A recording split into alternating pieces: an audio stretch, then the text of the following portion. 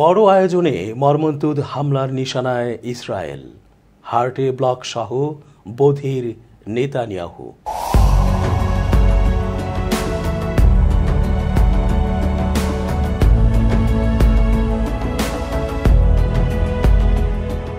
আসসালামু আলাইকুম প্রিয় দর্শক, সবার সুন্দর জীবন কামনায় শুরু করছি আজকের বিশ্লেষণ চেঞ্জ টিভির আন্তর্জাতিক চোখ অনুষ্ঠানে।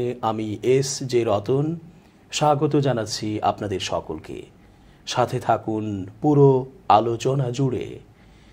নেতানিয়াহু নিয়ম করে ডাক্তার দেখান, অর্থাৎ তার ব্যক্তিগত ডাক্তার সার্বক্ষণিক তার শরীরের অবস্থা পর্যবেক্ষণ করেন।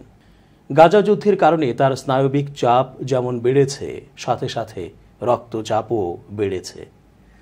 তবে অনেক কৌশল করে মেডিসিন নিয়ে তারপর ঠিক রাখতে হয় তার শরীরটাকে।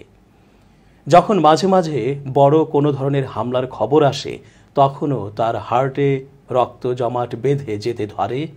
কানে খুবই কম শুনতে থাকেন, বলা যায় শোনেনি না। এইভাবেই চলছে তার সময়। এরই মধ্যে খবর পেয়েছেন তিনি বিশাল আয়োজনে মর্মন্তুদ এক হামলা করতে পারে হামাস। সাথে থাকবে সম্মিলিতভাবে হিজবুল্লাহ সহ অন্যান্যরা। আরও স্পষ্ট করে বলা যায়, গাজায় কিংবা পশ্চিম তীরে ইসরায়েলি বাহিনীর ওপর বড় ধরনের হামলা চালাতে পারে ফিলিস্তিনের স্বাধীনতাকামী গোষ্ঠী হামাস। পণবন্দি যুদ্ধবিরতি চুক্তি করতে যাতে ইসরায়েল আরও বেশি আগ্রহী হয়, সেই বিষয়টি ত্বরান্বিত করতেই এই হামলা চালাতে পারে বলে ইসরায়েলি প্রতিরক্ষা বাহিনী আশঙ্কা করছে। হিব্রু মিডিয়ায় প্রকাশিত সূত্রবিহীন ওই খবরে বলা হয়, ইসরায়েলি বাহিনীর ওপর হামলাটি হতে পারে গাজার ভেতরে, গাজার সীমান্ত এলাকায় কিংবা অধিকৃত পশ্চিম তীরে। প্রতিবেদনটিতে বিস্তারিত বিবরণও দেয়া হয়নি।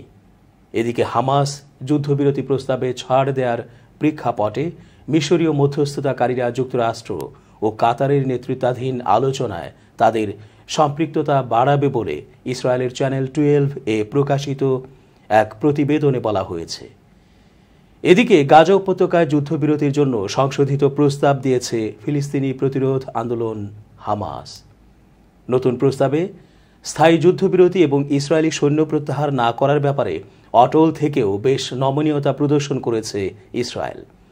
ইসরায়েলের দেয়া এবং মার্কিন প্রেসিডেন্ট জো বাইডেনের উত্থাপিত যুদ্ধবিরতি প্রস্তাবের প্রতি হামাস ইতিবাচক বলে অভিমত প্রকাশ করলেও দাবি জানায় যে শুরুতেই ইসরায়েলকে নিশ্চয়তা দিতে হবে, যুদ্ধবিরতি কার্যকর হওয়ার পর ইসরায়েল আর যুদ্ধ শুরু করবে না।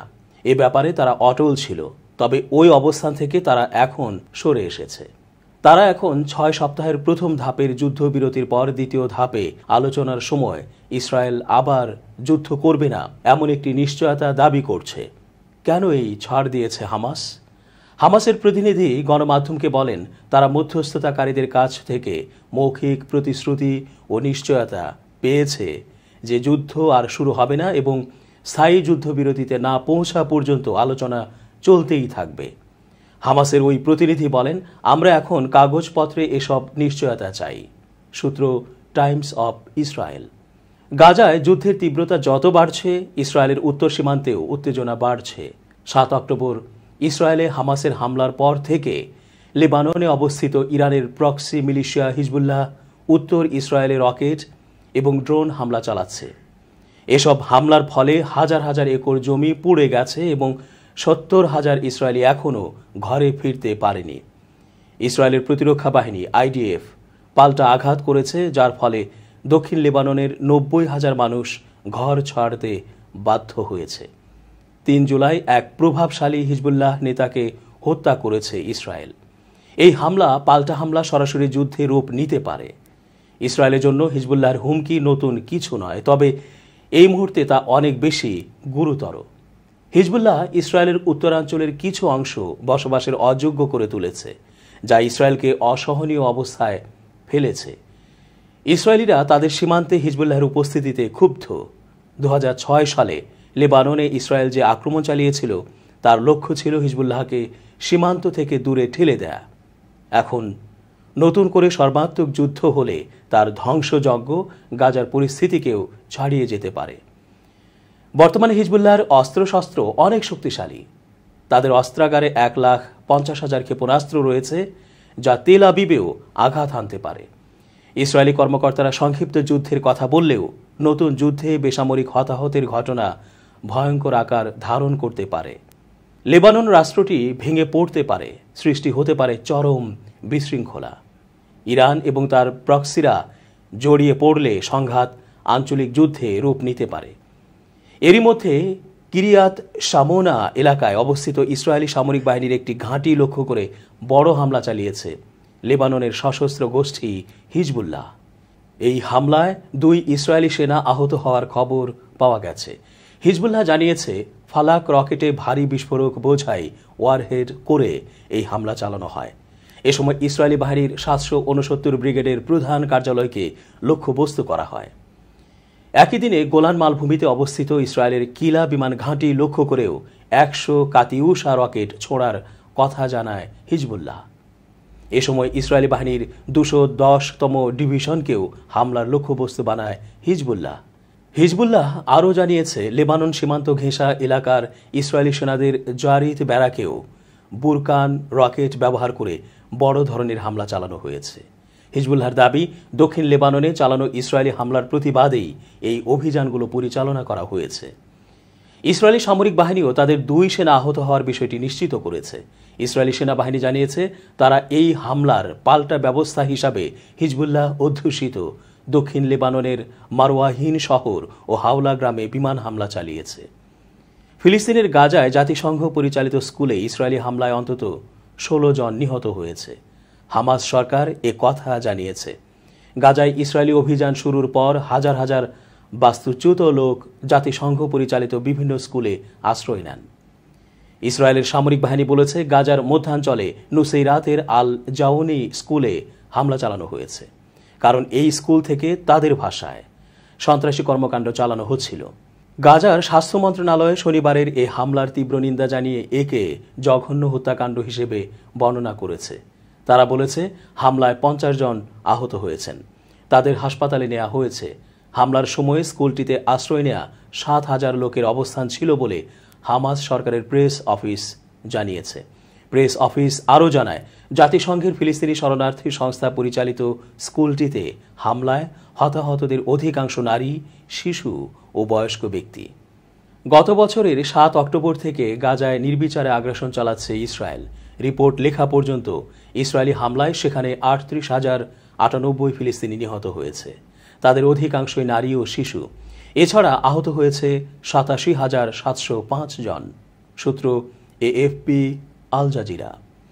ইতোমধ্যে ইসরায়েলি নাগরিকদের মুক্তির ব্যাপারে আলোচনা শুরু করতে যুক্তরাষ্ট্রের দেয়া প্রস্তাবে রাজি হয়েছে ফিলিস্তিনের স্বাধীনতাকামী সংগঠন হামাস। গাজায় যুদ্ধ বন্ধ করার লক্ষ্যে প্রথম ধাপে হওয়া সমঝোতার 16 দিন পর এমন সম্মতি জানিয়েছে সংগঠনটি। গেল শনিবার হামাসের এক সিনিয়র একটি সূত্র রয়টার্সকে এই তথ্য দিয়েছেন। তবে হামাস একটি শর্ত বেঁধে দিয়েছে। হামাসের দাবি, সমঝোতা চুক্তিটিতে স্বাক্ষর করার আগে ইসরায়েলকে প্রথমে স্থায়ী যুদ্ধবিরতির অঙ্গীকার করতে হবে। হামাস চায় পাশাপাশি প্রথম ধাপে 6 সপ্তাহের সমঝোতা চুক্তির মেয়াদ শেষ হওয়ার আগেই স্থায়ী যুদ্ধবিরতির আলোচনার সুযোগ দিতে হবে। শান্তি প্রচেষ্টার সঙ্গে সংশ্লিষ্ট এক ফিলিস্তিনি কর্মকর্তা জানিয়েছে, ইসরায়েল প্রস্তাবটি মেনে নিলে চুক্তির রূপরেখা তৈরির পথ সুগম হতে পারে। এর মধ্য দিয়ে ইসরায়েল ও হামাসের মধ্যকার 9 মাসের যুদ্ধের অবসান হতে পারে। গত 7 অক্টোবর ইসরায়েলে হামাস হামলা চালায়, সেই থেকে চলছে সংঘাত। সেই থেকে ইসরায়েলি হামলায় 38,000-এর বেশি ফিলিস্তিনির প্রাণ গেছে। হামাস সূত্র বলছে, দ্বিতীয় দফার চুক্তি বাস্তবায়নের লক্ষ্যে যতদিন পরোক্ষভাবে আলোচনা চলবে ততদিন মধ্যস্থতাকারীরা একটি সাময়িক যুদ্ধবিরতি, ত্রাণ সরবরাহ অব্যাহত রাখা এবং ইসরায়েলি সেনাদের প্রত্যাহারের নিশ্চয়তা দেবেন বলে প্রস্তাবে আশ্বস্ত করা হয়েছে। গত কয়েকদিনে গাজায় যুদ্ধবিরতি ও জিম্মি মুক্তির প্রচেষ্টা জোরদার হতে দেখা গেছে। নভেম্বরে যুক্তরাষ্ট্রের প্রেসিডেন্ট নির্বাচনের আগে একটি চুক্তি নিশ্চিত করার জন্য মার্কিন প্রশাসন জোর চেষ্টা চালাচ্ছে। গত শুক্রবার নেতানিয়াহু বলেছেন, ইসরায়েলি গোয়েন্দা সংস্থা মোসাদের প্রধান কাতারে মধ্যস্থতাকারীদের সঙ্গে প্রাথমিক বৈঠক শেষে দেশে ফিরেছেন। আগামী সপ্তাহেও আলোচনা চলবে বলে উল্লেখ করেন তিনি। তুরস্কের প্রেসিডেন্ট রজব তাইয়েব এরদোয়ান বলেছেন, পাশ্চাত্যের কোনো কোনো শক্তি ইউক্রেনের সংঘাতকে সর্বাত্মক তৃতীয় বিশ্বযুদ্ধে পরিণত করতে উদ্যত। তবে তা সত্ত্বেও এ অঞ্চলে শান্তি ফিরে আসবে বলে তিনি আশা করেন।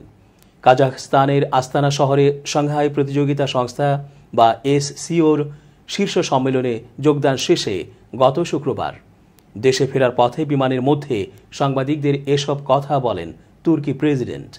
তিনি বলেন, দুঃখজনক হলেও সত্য যে কোনো কোনো দেশ এবং শক্তি এমন দৃষ্টিভঙ্গি পোষণ করে যা তৃতীয় বিশ্বযুদ্ধ শুরু করার পথ করে দিতে পারে। ইউক্রেনে পশ্চিমা দেশগুলোর অব্যাহত অস্ত্র সরবরাহের সমালোচনা করে এরদোয়ান বলেন, পশ্চিমা অস্ত্র উৎপাদনকারীরা নিজেদের এজেন্ডা বাস্তবায়নের জন্য ইউক্রেনে এসব অস্ত্র সরবরাহ করছে। এছাড়া গাজা যুদ্ধে ইসরায়েলকে তো অস্ত্র সরবরাহ করছেই। তিনি বলেন, এটি নিশ্চিত যে অস্ত্র উৎপাদনকারীদের অর্থ প্রয়োজন এবং অস্ত্র বাজারের নিয়ন্ত্রণ পশ্চিমাদের হাতে। তুর্কি প্রেসিডেন্ট বলেন, পশ্চিমাদের অস্ত্র সরবরাহের বিপরীতে রাশিয়া শান্তিপূর্ণভাবে ইউক্রেন সংকট সমাধানের জন্য সংলাপের কথা বলছে। চলমান এই সংঘাতের বিষয়টি তুরস্ক গভীরভাবে পর্যবেক্ষণ করে চলেছে এবং আশা করছে খুব শিগগিরই রাশিয়া ও ইউক্রেন একটি শান্তি চুক্তি সই করতে সক্ষম হবে। পাশাপাশি গাজা যুদ্ধের একটি স্থায়ী যুদ্ধবিরতির আশাবাদও ব্যক্ত করেন তিনি। দর্শক, আজকের মতো শেষ করছি এখানেই। নিরাপদে থাকুন, যেখানে অসঙ্গতি দেখবেন কথা বলে উঠুন। সবার মঙ্গল কামনায় বিদায়।